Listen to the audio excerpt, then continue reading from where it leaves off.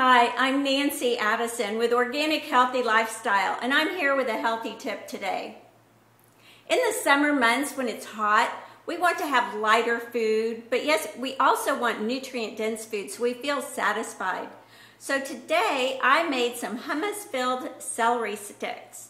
And the hummus is high in protein and very rich, and it will satisfy those hunger cravings. And the celery is rich with natural electrolytes, and it's very hydrating. I'm serving those with carrot sticks, which are very full of beta-carotene and really act like a natural sunscreen when we eat them. This makes a wonderful light lunch. It makes a great lunch to pack up for schools or for snacks or for food that you want to take on the road.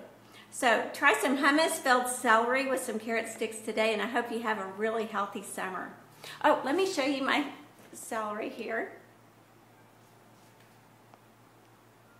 And it's just delicious, and I hope you try it and I hope you enjoy it.